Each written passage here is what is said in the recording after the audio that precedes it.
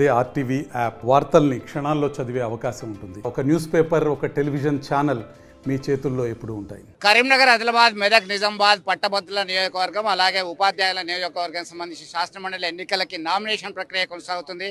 ప్రస్తుతం కామారెడ్డి ఎమ్మెల్యే వెంకటరామరెడ్డి గారు వచ్చారు, ఇతర బీజేపీ నేతలు వచ్చారు, నామినేషన్ వేయడానికి సిద్ధంగా ఉన్నారు. ఎట్లా ఉంది పరిస్థితి? ఎమ్మెల్సీ ఎన్నికలకు సంబంధించినటువంటి ప్రక్రియ కొనసాగుతుంది, నామినేషన్ వేస్తున్నారు, ఎట్లా ఎక్స్పెక్ట్ చేస్తున్నారు? ఖచ్చితంగా ఎమ్మెల్సీ భారతీయ జనతా పార్టీ అభ్యర్థి గ్రాడ్యుయేట్ ఎమ్మెల్సీ అయినటువంటి అంజిరెడ్డి గారు గెలుస్తారనేది నమ్మకము 100% ఉంది.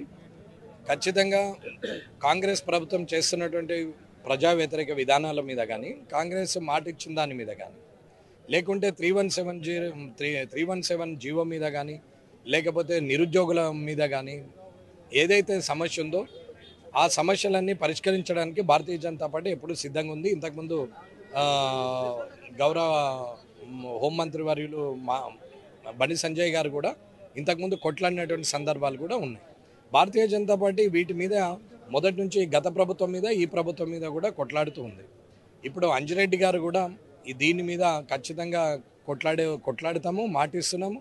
ప్రజల్లో కూడా భారతీయ జనతా పార్టీ పట్ల మంచి సదభిప్రాయం ఉంది, మోడీ గారి పట్ల సదభిప్రాయం ఉంది. చదువుకున్నటువంటి వ్యక్తులు, పట్టభద్రులు, వీరికి ఒక రాజకీయ నాయకులుగా మేము చెప్పాల్సిన అవసరం లేదు. చదువుకున్నటువంటి వ్యక్తి ఎవరికి ఓటేస్తే ఈ దేశానికి ఉపయోగం అనేది ఆలోచిస్తారు. కాబట్టి ఖచ్చితంగా అంజిరెడ్డి గారే గెలుస్తారనేది నేను తెలియజేస్తాను. ఇటీవల బడ్జెట్లో తెలంగాణ రాష్ట్రానికి బడ్జెట్లో నిధులు కేటాయించలేదని చెప్పేసి కాంగ్రెస్ మంత్రులు, సీనియర్ నేతలు విమర్శిస్తున్నటువంటి పరిస్థితి. దీని మీద ప్రతిపక్షం బాధ్యత విమర్శించడమే లక్ష్యం అనుకున్నప్పుడు ఎవడేం చేయలేడండి. రావట్లేదు అంటే ఎన్ఆర్ఈజీఎస్ వర్క్స్ ఎక్కడి నుంచి వస్తున్నాయి? ఇప్పుడు ఒక్కొక్క జిల్లాలో ఒక్కొక్క కాన్స్టిట్యూన్సీలో 20 కోట్లు 30 కోట్లు పనులు చేస్తున్నారు కదా, ఓడిపోయిన వాళ్ళకి ఇచ్చారు కదా. కాంగ్రెస్లో ఓడిపోయిన వ్యక్తులకు ఇచ్చి వాళ్ళతో కొబ్బరికాయలు కొట్టించి వారి పేరు మీదనే జిల్లా ఇన్ఛార్జ్ మంత్రి గారు ఇస్తున్నారు కదా. మరి ఆ డబ్బులన్నీ కేంద్రమీ కావా? రైల్వే కేంద్రమీ కావా? మొన్న 5,000 కోట్లు మళ్ళీ ఇచ్చినాయి కేంద్రమీ కావా? చెర్లపల్లి రైల్వే స్టేషన్ కేంద్రంది కదా, నేషనల్ హైవేస్ కేంద్రమీ కావా? గ్రామ పంచాయతీల్లో ఇప్పుడు వస్తున్నటువంటి ఫండ్ కేంద్రంది కాదా? ఏది కేంద్రం అంటే ఏమి? వల్ల తెలంగాణకు 1,00,000 కోట్లు ఇస్తున్నామని అనౌన్స్ చేస్తే వచ్చినట్ట, ఇచ్చేది ఇవ్వట్లేరా? వచ్చేది మా దాంట్లోకి వెళ్ళి వస్తుంది అంటారు, ఇచ్చేది ఇస్తలేదని చెప్తారు.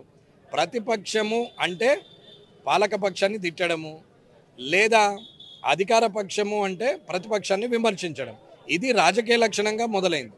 అది కాదన్న, ఏదైతే నిజంగా ప్రజలకు అందుబాటులోకి రావాల్సినటువంటి సంస్కరణలు ఉన్నాయో, ఏదైతే నిజమైన ప్రజలకు నిజమైన ఇబ్బందుల్ని పరిష్కరించే ఆలోచన ఉంటుందో వారు నాయకులు అవుతారు.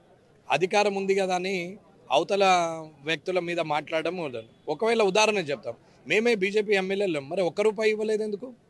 14 నెలలు అయింది కదా, ఇప్పటికి ₹1 ఇవ్వలేదు. పాయింట్అవుట్ చేశారా అసెంబ్లీలో రాష్ట్ర ప్రభుత్వం వివక్షకు గురి చేస్తుంది అని చెప్పి? ట్రెజరీ బెంచ్ మీద కూర్చుంటే నిరసన తెలిపిన మొదటి వ్యక్తిని అనుకుంటా అసెంబ్లీ చరిత్రలో.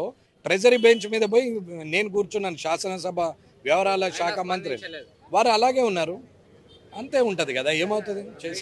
ఇటీవల కాలంలో కాంగ్రెస్ ప్రభుత్వం సంబంధించి కొంతమంది ఎమ్మెల్యేలు ఒక కూటమిలాగా ఏర్పడి సమావేశాలు, ఇంటర్నల్ మ్యాటర్ అని, అది మనకు సంబంధం లేదు కదా. వాళ్ళు ఉంటారా, ఇడిపోతారా, వాళ్ళు ఇష్టం. సో మొత్తం మీద ప్రతిపక్షంలో ఉన్న వాళ్ళు విమర్శించడమే పనిగా పెట్టుకున్నారని చెప్పేసి అభిప్రాయం వ్యక్తం చేయడం జరిగింది. రైల్వేలు, నేషనల్ హైవేలు, అలాగే ఎన్ఆర్ఈజీఎస్కి సంబంధించినటువంటి నిధులు విడుదల చేశాము.